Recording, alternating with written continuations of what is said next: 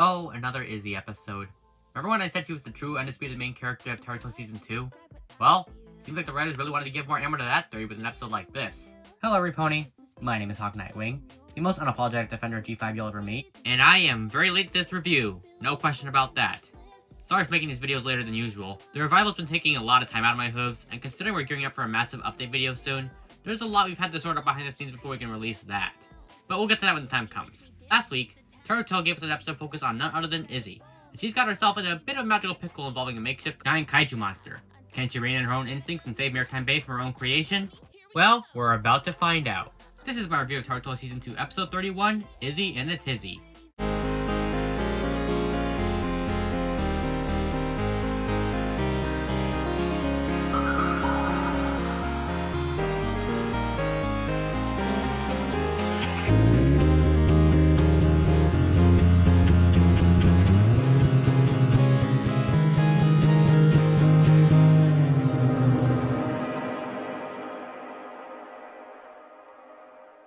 The episode follows Izzy as she creates things for ponies all around the board trot, but the more she does it, the more out of control the requests get until Izzy ends up doing too much at once.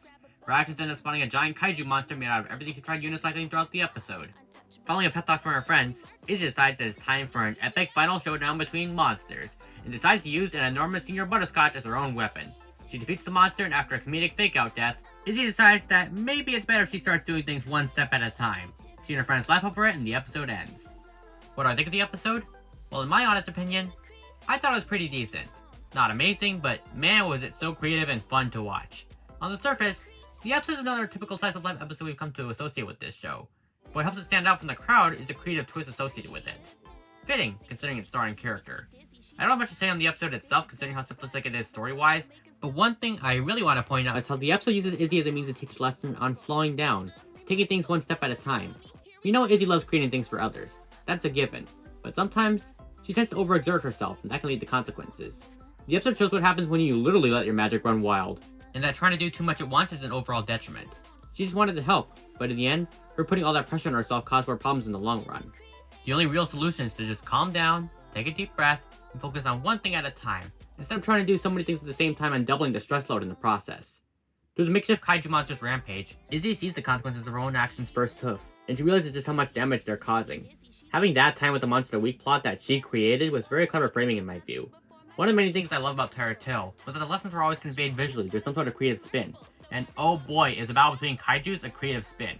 Izzy created this mess, and now she's gonna get herself and every pony she loves out of it no matter what.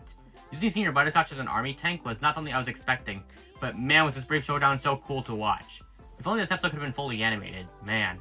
This seems like a visual spectacle just from the animatic alone.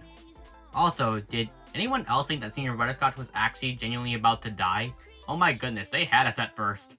But yeah, I really like this episode.